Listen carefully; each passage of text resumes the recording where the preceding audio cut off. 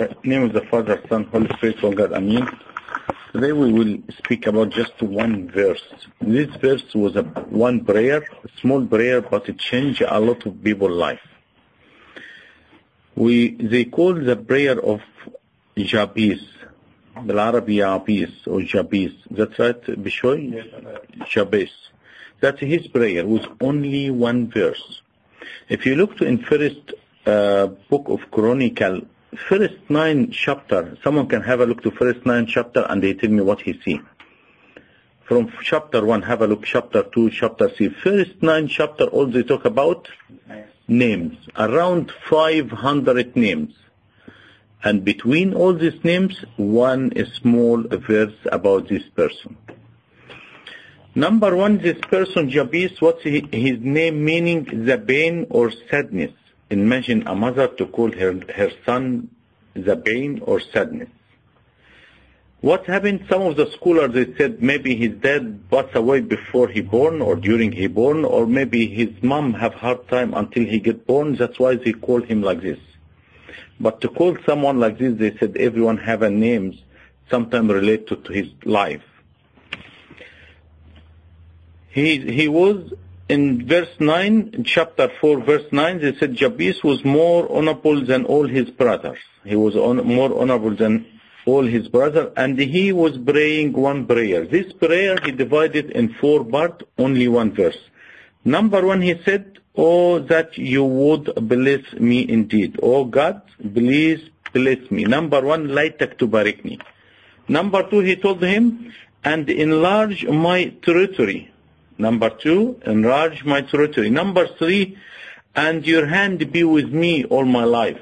Number 4, "And keep me away from the evil." That's all his prayer. Just one verse, and he divided to 4 parts. Where are you reading from? For me, I just, First Chronicle, chapter 4, verse 9 and 10. We talk about verse 10. So he said, "Oh, that you would bless me indeed, and enlarge my territory, that your hand would be with me, and that you would keep me from evil, that I may not cause pain." That's right, you found it, Dulay? Very nice prayer. I was reading one of the scholars, he wrote a full books about these 4 verses. Number 1, this person, he was a graduate from Theological College in Europe, not our Theological College. He said, "After I finish my degree, I want to decide what I want to do to my life." He dedicated his life to serve Christ. He said, "I was reading and this verse come to my mind. And I was praise this verse and praise this verse, and second day I start to understand what God he want to give me message to do." He said, "Until now I am 30 years servant. This verse I say it every day." And we will explain this verse slowly. Another person, he said, "I came to America to preach about Christ. And I was pray this prayer." They discuss, the people pray this one and how change the life, how work in the life. And he said, "I was in aircraft and I come to the state. I said, God, please, I want you enlarge my territory." Enlarge my territory, that means make my service bigger and bigger. He said, "I went to visit my friend in the state, just the first day for me over there. I got the phone and some people, they want to meet me. These people, they want to meet him, was one of the TV channel, Christian one, and they want him to start to do program." He said, "Oh my God." He asked the man, "Did you hear what I was praying to God?" I was asking him, enlarge my territory, make my service bigger. And whenever can I find service get bigger, then I give a topic in TV all the time, regular, every week. So a very important, small prayer, but big reward. We'll go through them step by step. First part, they said, "Would you bless me indeed? Laytak tubarikni. Would you bless me indeed?" No one can live his life without God's blessing. Whatever you have amount of money, whatever you have education, but if you not have God's blessing, you're missing something. You're missing something in your life. One of the servants, he said, "I was in big camp. Their camp was 900 people. The leader of the camp was about 70, 75 years old. He said, at night time I was going to the kitchen, I heard him pray. So I just walked slowly to hear, and I found this leader of the camp, he prayed and asked God for his blessing. He said, I was surprised. He should pray for the camp to be successful. He should pray for the poor. He should pray for famine. People have famine, all these people. But why he was praying God bless him? But when I grow spirituality, I understand. If God bless your life, He make your life shine on other people. He make you to serve the other people. How many times we see a priest or a person who says that's a blessed person, and people go talk to him, or people want to talk his blessing. One day Abuna Fanus lived there in Ambabola. I remember one day I saw him. You know where he was hiding? A woman stole it. Why? Because the time he walked, everyone ran behind him to try to take something as a blessing. He never walked with shoes, because the time he leave his shoes gone, or shape or anything they can take from him, they will take. Why? Because a blessed man. How many people, after the Pope finished his sermon, his late Pope Shinoda, they want to drink the water after he drinks some. He found it. How many people, they love His Holiness sign the picture or anything. Why? Because a blessing from him. So very important, we ask God for his blessing. When they bring it, that's in his time. How he bring it in his time, and how big his blessing, that's his job, not our job. One man, his name Amma Agaibi. This is a very nice story. This man, he was just an ordinary person. Every month he take his pay. He pay his tithes to the church every time. He pay more, God reward him more. Pay more, God reward him more. Until how many family he used to look after them? 400 family. This man getting old, and he saw his fourth generation. He was, when they write this story, his son was 75 years old. So imagine his dad how old, was around 100. So this man, his body starts to shut down slowly. He cannot eat anymore or drink. His leg cannot move or hand, just his eye moving. And the doctor coming to check on him every day to wait until he finished, so they write the certificate he passed away. So last time he come, he looked just hardly, he has to hear his breath by, but to check his breath. He's still breathing. He said, his son, listen, I'm not gonna coming back. He come couple of hours, he gone.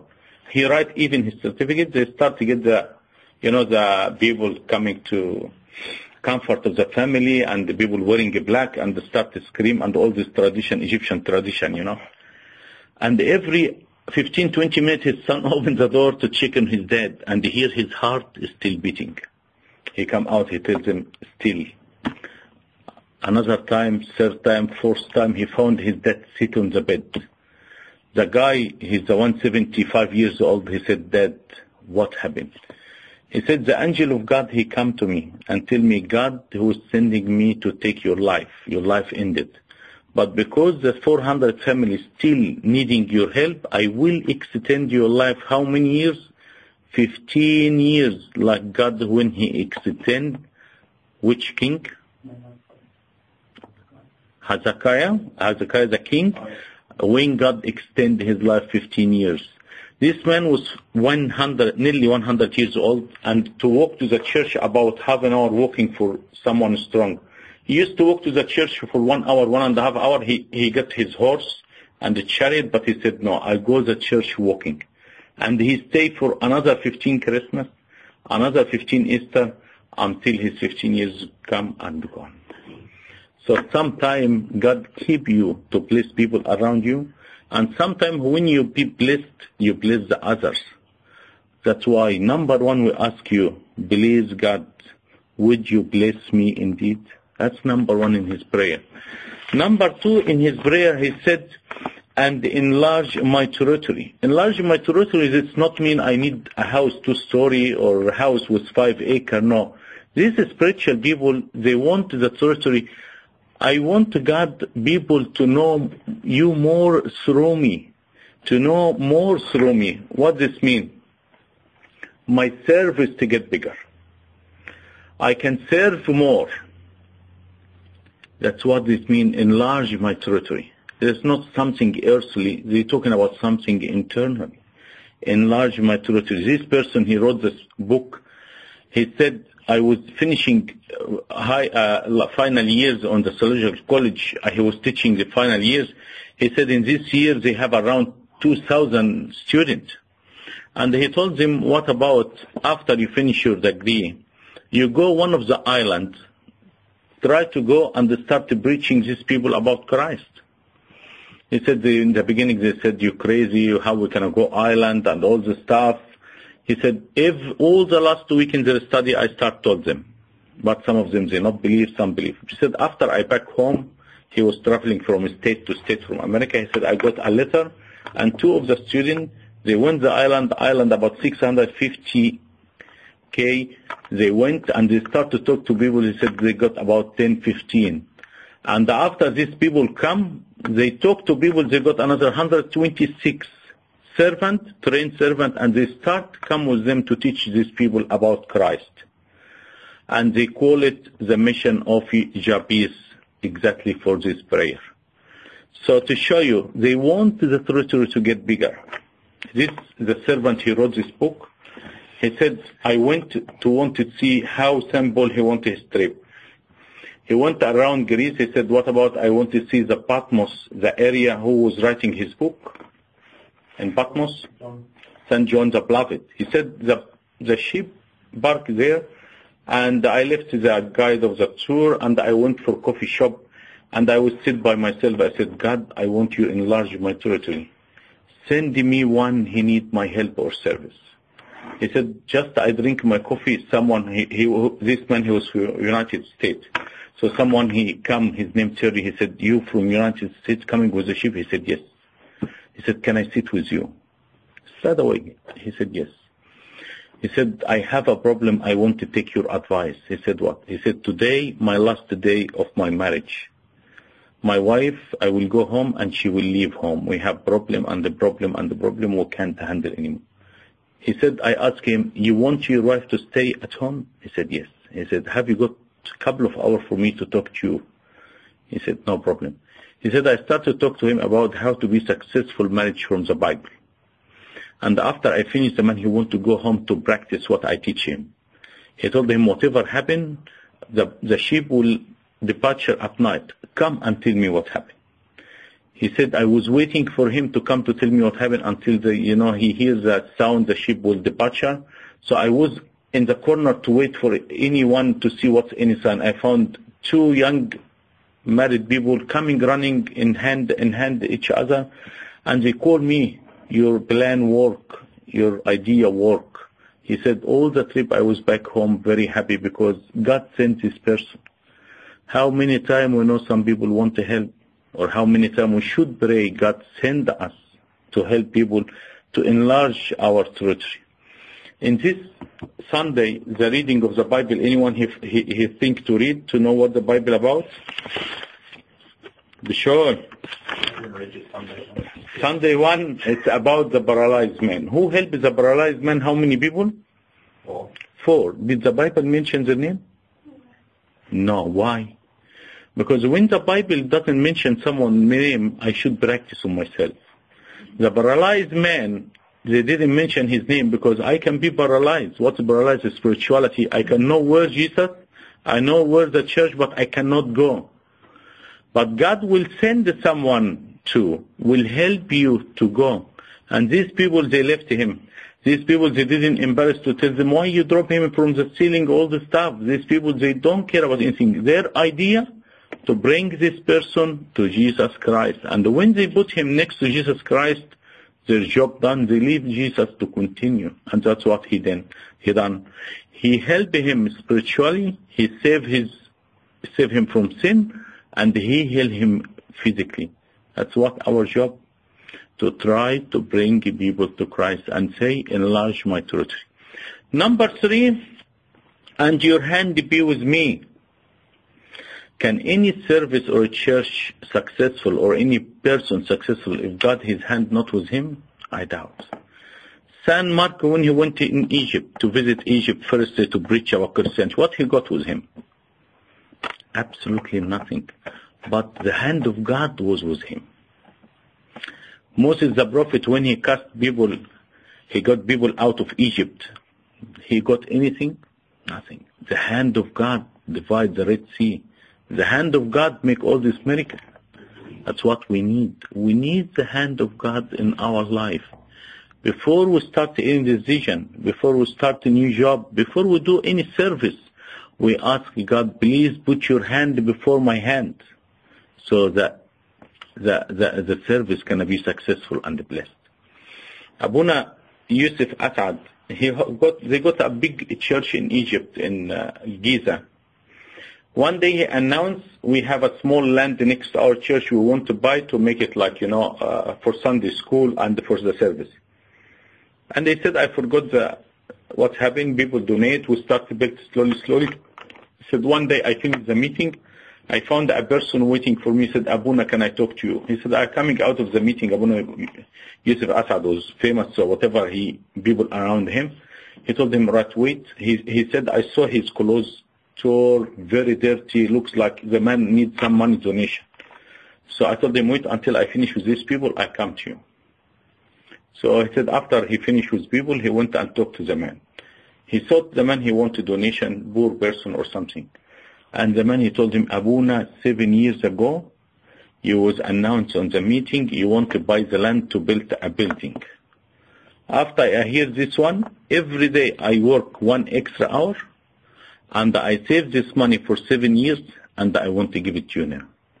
Abuna, he said, thank you, son, keep it for you. Abuna, he said, I feel sorry for what I can see, He said, God will build his church, but keep the money. He said, I found the man, he started to cry, and they tell me, Abuna, why he doesn't want my money? Please, I want to give it, so I take the blessing. Abuna, he said, I took the money from him. Just you start your service, start anything, and ask God to put his hand. Even after a long time, you don't know how God work. 7 years, Abuna, maybe he never remember. He took this person, he saw him in that day or not. But God hand work. So number 1, we ask for the blessing. Number 2, enlarge our territory, enlarge our service. Let people to know about you, God, through us. Number 3, your hand be with us. Number 4, he said, and keep me away from evil. Anyone walk and live with Christ, the devil not gonna leave him alone. One of the servants, he was teaching in Theological College. One student, he come to him after, first year, second year. He said, fathers or my teacher, thank God first year, the devil tempted me a lot. Thank God this year, I have no problem. I'm very happy. He told him, something wrong with you. If you not have temptation, that means the devil satisfied for what you're doing. Just to go and think what you do wrongly. Because truly, if you not have a temptation in your life, there is something wrong. Because the devil never can leave you alone. So here when he said, keep me from the evil, what does this mean? You don't keep me away from temptation, but during the temptation, I want to see your hand with me. During the temptation, protect me so I'm not going to fall in temptation. So, David the prophet, he said, God tempted me and give me like disaster. We all like a blini. Give me balwa, yani disaster. Why? Because during the temptation, you see God's hands. But we not ask God to take away the temptation, but strengthen us and stay with us in the temptation. So number 1, remember, we ask for the blessing. Number 2, David. Number 2, territory. Enlarge our territory. Number 3, hand with us. Number 4, okay, can we practice this verse? I want you to come out for today to use it honest. If you use, that's a fully big prayer and a blessed prayer. You ask for everything. God hand to bless your life. God bless your life. Number 2, God use me. Make my service bigger. Number 3, God, I want your hand with me all my life. Number 4, keep me away from the evil. I want you with me all the time. So I'm not going to fall in temptation or anything. Glory be to God forever and ever. I mean, any question? So we remember again, this in First Chronicle books, chapter, verse 10. 9 and 10. 9 and 10. Remember, just to always practice this one. It's very good prayer and very short. Very short. Thank you very much. Any question? Thank you very much.